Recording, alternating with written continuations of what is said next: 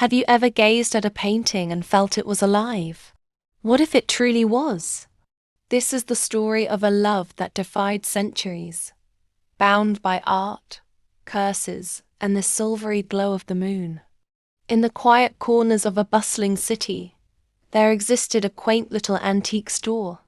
Its windows were fogged with age, and its sign, "Timeless Treasures," swayed gently in the wind. Among its dusty shelves and forgotten relics was a painting, unlike any other. This painting seemed to breathe.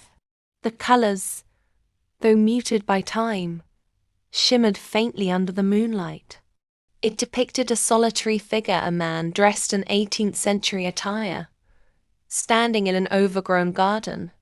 His eyes, piercing and melancholic, seemed to follow anyone who dared to look too long. Maya, a passionate historian with a love for the obscure, stumbled upon the shop one autumn afternoon. She wasn't looking for anything in particular, but something about the store's aura drew her in.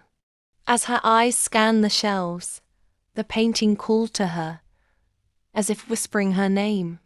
Her fingers brushed the gilded frame. A strange warmth spread through her fingertips, sending a shiver down her spine. The shopkeeper, an elderly man with a knowing smile, spoke softly. "That painting chooses its owner. Perhaps it has chosen you." Curiosity outweighed hesitation. She bought the painting, unaware of the secrets it held. That evening, Maya placed the painting in her study, positioning it so it caught the moonlight streaming through the tall windows. She couldn't help but stare at it, entranced by the figure's haunting gaze. The historian in her itched to uncover its story. Who was this man? Why did his expression feel so heartbreakingly real? As midnight approached, a strange sensation filled the room. The air grew colder, carrying a faint scent of lavender and old parchment. The soft glow of the full moon intensified, bathing the painting in silvery light. And then it happened. The man in the painting moved. At first, it was subtle. His eyes shifted, blinking slowly, as if waking from a deep slumber. His head turned, and he stepped forward, the edges of the canvas rippling like water. Before Maya could scream, he was there, standing in her study, as real as the moon outside. He looked at her with a mix of awe and sorrow. "You can see me," he whispered, his voice deep and laced with an accent she couldn't place. Maya's heart raced. She stumbled back, nearly knocking over a stack of books. "Who? What are you?" "I am Lucien," he said, bowing slightly. "And I am cursed." Maya's initial fear gave way to a flood of questions. She grabbed the nearest object, a brass candlestick, and pointed it at him as if it were a weapon. "Cursed? What does that even mean? How are you here?" Lucien smiled faintly, a shadow of sadness in his expression. He gestured to the painting, now empty of his figure. "I am bound to that canvas. It is both my prison and my tether. For centuries, I have lived in its confines, only stepping into the world when the moon is full."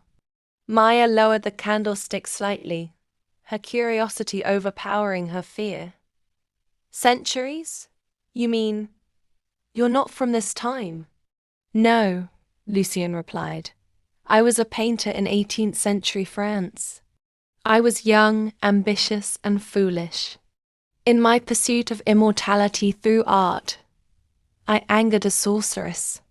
She cursed me to live within my own masterpiece, to be admired but never free." The story sent chills down Maya's spine. "That's incredible. But why me? Why now?"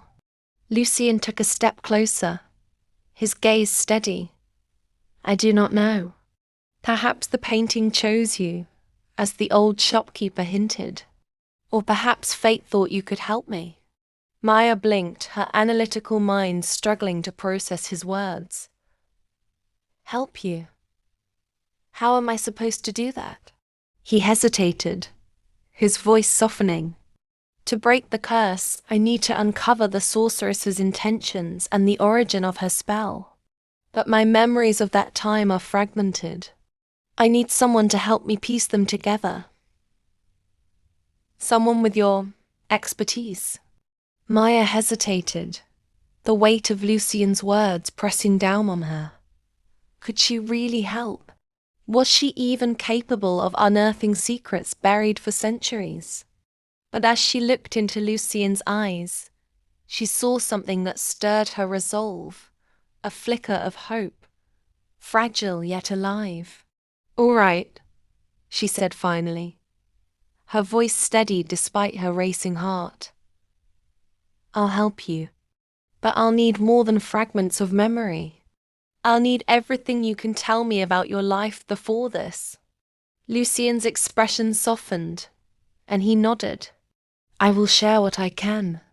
Though much of it is shrouded in shadows, there are pieces that remain vivid. I remember my studio, the night of the curse, and... He paused, a flicker of pain crossing his face. Her. The sorceress? Maya asked, pulling out a notepad and pen. Yes, her name was Elodie. She was not just a sorceress but a patron of the arts, a muse to many. I was young and reckless, and I believed I could charm her as I did others. But Elodie was not one to be trifled with. Lucien's gaze drifted to the moonlit window. One night, during a grand exhibition of my work, I revealed her as the inspiration behind a controversial painting. It caused a scandal, one that tarnished her reputation. In her anger, she swore I would never create again, that my art would become my prison. Maya scribbled notes furiously. And this exhibition, where was it? Maybe there are records. In Paris, Lucien said. At the Hôtel de Lune, a gathering place for artists and nobility. If it still exists, it might hold the answers we seek. Maya set down her pen. Then that's where we start. I'll research the Hôtel de Lune and see if anything from that time period survived. But you'll need to guide me through what we find. Your insight will be crucial. Lucien's lips curved into a faint smile. You are braver than I imagined, Maya. Perhaps the painting chose well. The next morning, Maya wasted no time. She spent hours at the library, poring over historical records and old maps of Paris. Her research led her to a revelation. The Hôtel de Lune, long thought lost to history, had been repurposed into a private museum. That evening, she shared her findings with Lucien. It still exists, she said, excitement lacing her voice.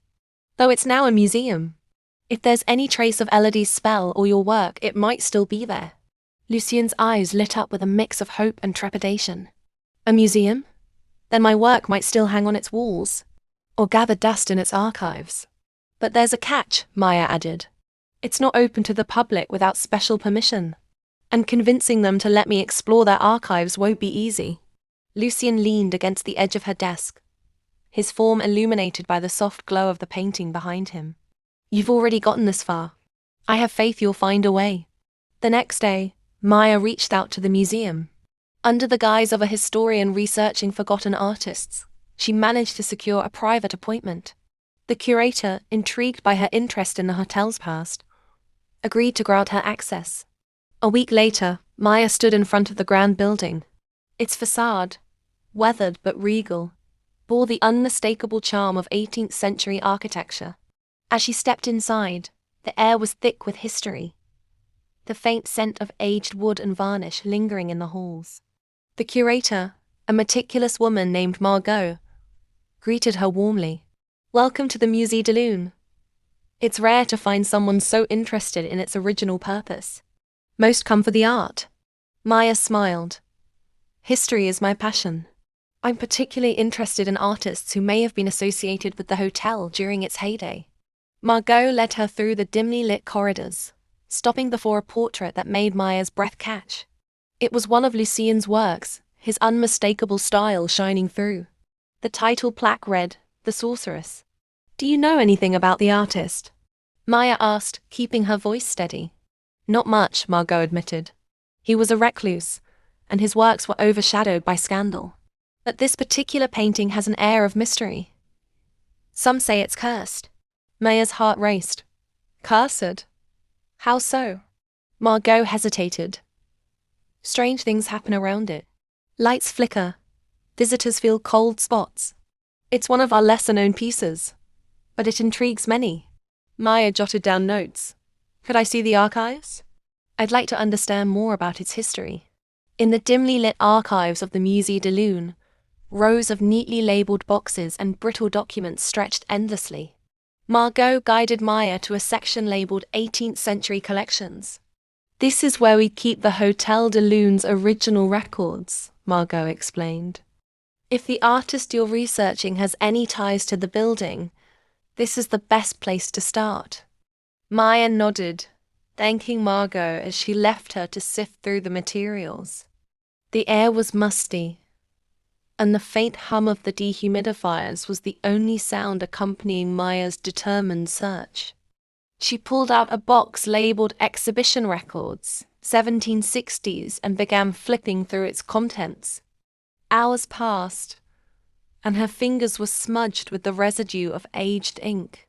Finally, she stumbled upon an entry that caught her eye, a catalogue from a prominent exhibition held at the Hotel de Lune in 1764.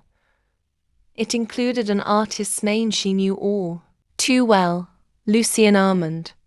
The catalogue listed several works by Lucien, including The Sorceress and a now missing piece titled Eternal Muse. Beside the title, a small handwritten note read, "Withdrawn due to controversy." Maya's pulse quickened. She flipped through the pages and found a letter attached to the back of the catalogue. The ornate handwriting was unmistakable. It belonged to Elodie. "To the curator of the Hotel de Lune. This artist has wronged me in ways unimaginable. The piece titled Eternal Muse is a vile attempt to mock and expose my truths. I demand it be removed, or I shall take matters into my own hands. The price of defiance will not be borne lightly. Elodie Devereaux." Maya read the letter over and over, trying to decipher its tone. It was both a warning and a threat. She carefully copied the text into her notebook, her mind racing with possibilities. Lucien appeared that night, stepping out of the painting as the moonlight spilled into her study. "You've been quiet," he said softly. "Did you find anything?" Maya handed him her notes. As his eyes scanned the copied letter, his face grew somber. "This is her writing," he said. "I remember this. She sent it to the curator shortly before everything changed." "What happened to Eternal Muse?" Maya asked. "Why was it so controversial?" Lucien hesitated, his gaze distant. "It was my most ambitious work. I poured my soul into it. But it also unveiled truths about Elodie. Truths she kept hidden. I thought it was art's duty to reveal, not to conceal. I was wrong. And now it's missing," Maya said. "If we can find it, maybe it holds the key to breaking the curse." Lucien nodded. "But it won't be easy. Elodie was meticulous. If she wanted it hidden, she would have ensured it stayed that way." The search for Eternal Muse began with painstaking research. Maya combed through auction records, personal journals, and art theft reports from the 18th century. Each lead seemed to dissolve into frustrating dead ends. One night, as she pored over a particularly obscure reference, she stumbled across a name she hadn't seen before. Etienne Moreau, a renowned collector of controversial art from the late 1700s. Among the pieces in his collection was one described as a work that provoked the ire of the Hotel de Lune's most infamous patron. This has to be it, Maya whispered to herself. She dug deeper into Etienne's history and discovered that his estate had been sold off after his death, his collection scattered. One notable buyer was a family named Beaumont, whose estate was still intact and maintained as a historical property on the outskirts of Paris. The following week, Maya stood at the gates of the Beaumont estate. The grandeur of the sprawling mansion hinted at centuries of wealth and privilege. She had managed to secure an appointment with the current custodian, an older gentleman named Monsieur Henry. "Ah, yes," Henry said, as she explained her purpose. "The Moreau collection was acquired by my great-grandfather. Much of it remains in our private gallery. You're welcome to view it, though I can't promise we still have the piece you're seeking." Henry led Maya through ornately decorated halls filled with art that spanned centuries. Finally, they entered a small gallery where dim lighting highlighted the treasures within. Maya's heart raced as she scanned the room. And there it was. A painting, draped under a fine silk cloth, stood at the far end of the gallery. Something about its presence seemed to command the space. Henry noticed her gaze and hesitated. "That one, it's not on display for a reason," he said. "Strange things have happened around it, shadows that move. Whispers in the night. Some say it's cursed." Maya smiled faintly. "I've heard that before." With Henry's reluctant permission, she lifted the cloth. Beneath it was a breathtaking masterpiece. Eternal Muse depicted a radiant figure in a swirl of light and shadow. The subject's face was strikingly familiar. It was Elodie. But as Maya looked closer, she noticed something hidden in the brushstrokes. Symbols, almost imperceptible, were woven into the background. She quickly sketched them into her notebook before covering the painting again. That night, Lucien appeared as Maya studied the symbols. "I found it," she told him, her excitement barely contained. "But there's more. Look at these." She showed him the sketches. Lucien's eyes widened. "These are incantations," he said. "Elodie must have woven them into the painting itself.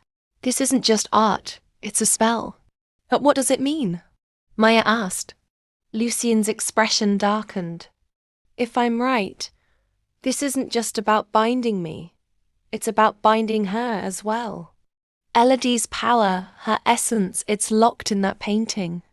Maya's mind raced. "Then if we break the spell, it might free both of you.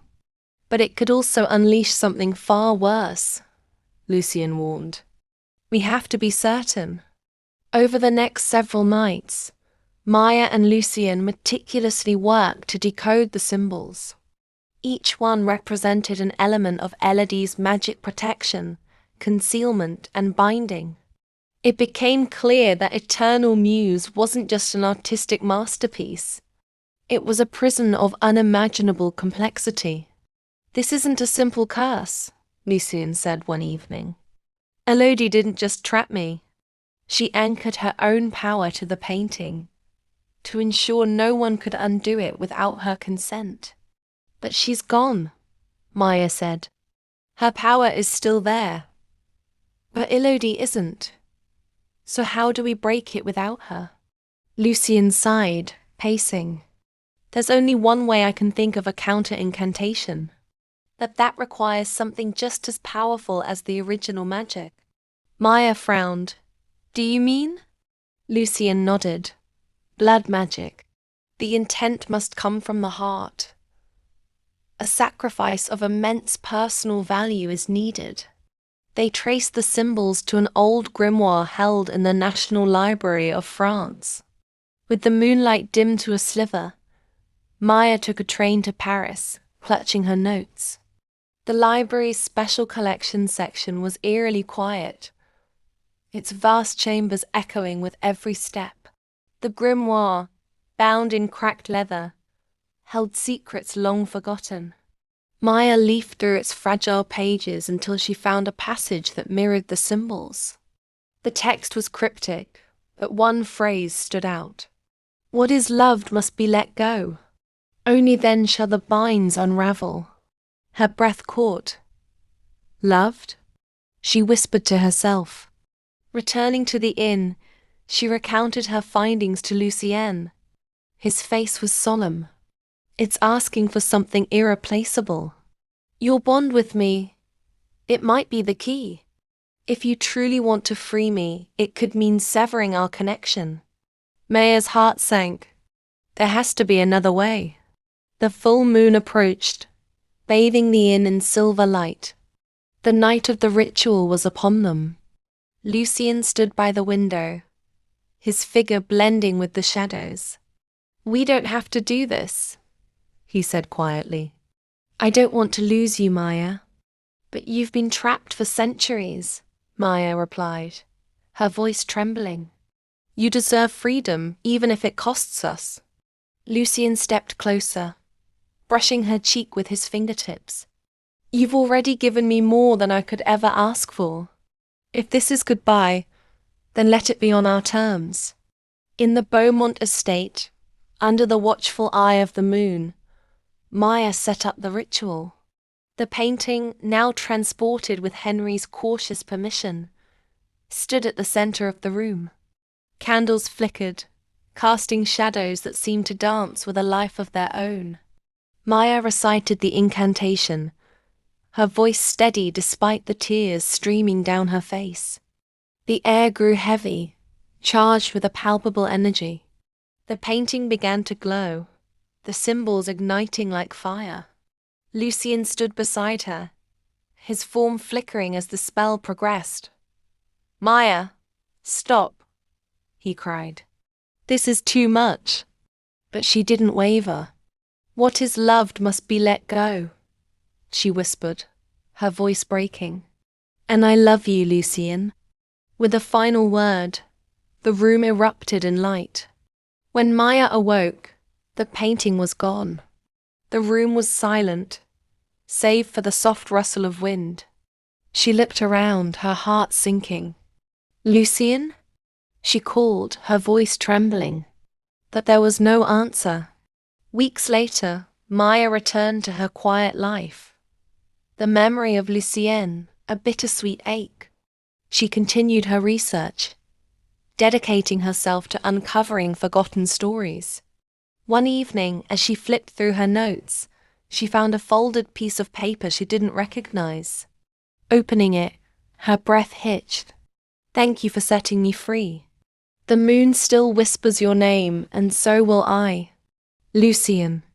Tears filled her eyes as she clutched the note to her chest, a bittersweet smile spreading across her face. Lucien was free. And though they were apart, their story would live on forever. The end.